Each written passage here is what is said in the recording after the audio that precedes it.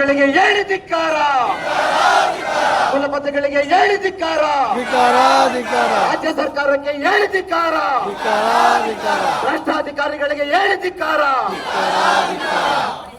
ಬಂಧುಗಳೇ, ಇವತ್ತು ಮೈಸೂರು ಜಿಲ್ಲೆಯ ವಿಶ್ವವಿದ್ಯಾಲಯದ ಆವರಣದಲ್ಲಿ ಇವತ್ತು ಎಲ್ಲ ಕರ್ನಾಟಕ ರಾಜ್ಯದಲ್ಲಿ ಇರುವಂತಹ ಎಲ್ಲ ಸಮಾನ ಮನಸ್ಕರು ಸೇರಿ ಇವತ್ತು ಹೋರಾಟಕ್ಕೆ ನಾವು ಬಂದಿದ್ದೇವೆ. ನಿರಂತರವಾಗಿ 15 ದಿನಗಳಿಂದ ಸುಳಿಯುವ ಬಿಸಿಲಿನಲ್ಲಿ ಮಳೆಯನ್ನು ಸಹ ಲೆಕ್ಕಿಸದೆ ಇಲ್ಲಿರುವಂತಹ ವಿದ್ಯಾರ್ಥಿಗಳು ಮೊಟ್ಟ ಮೊದಲಾಗಿ ವಿದ್ಯಾರ್ಥಿಗಳಿಗೆ ಸಹಕಾರ ಕೊಟ್ಟಿದ್ದು ಒಂದು 30 ಜನದಿಂದ ಇವತ್ತು ಸುಮಾರು ಒಂದು 500 ಜನ ಆಗಿದ್ದಾರೆ. ಮೊದಲು ವಿದ್ಯಾರ್ಥಿಗಳಿಗೆ ನಾವು ಚಪ್ಪಾಳೆ ಹೊಡಿಬೇಕು.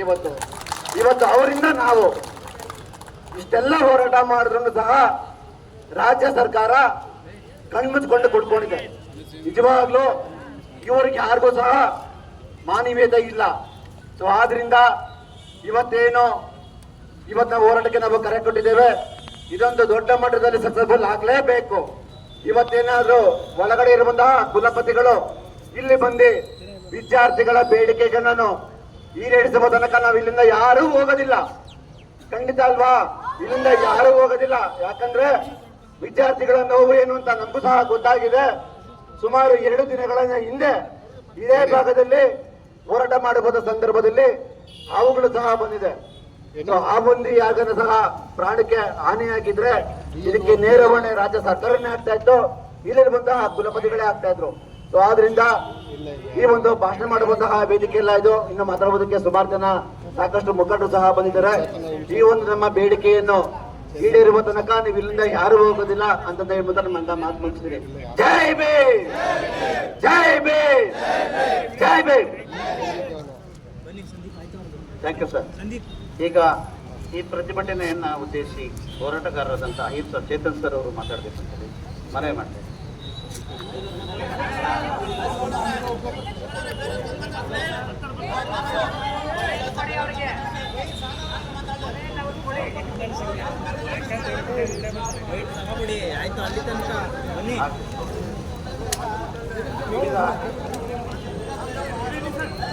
ಆಯ್ತು, ಫೈಟ್ ತಗೊಳ್ತಾರಂತೆ ಮಾಧ್ಯಮದವರು ಚೇತನ್ ಸರ್ ಅವ್ರ ಹತ್ರ. ಇರ್ಲಿ, ಕೂತ್ಕೊಳ್ಳಿ, ದಯಮಾಡಿ ಎಲ್ಲರೂ ಹಾಗೆ ಕೂತ್ಕೊಳ್ಳಿ.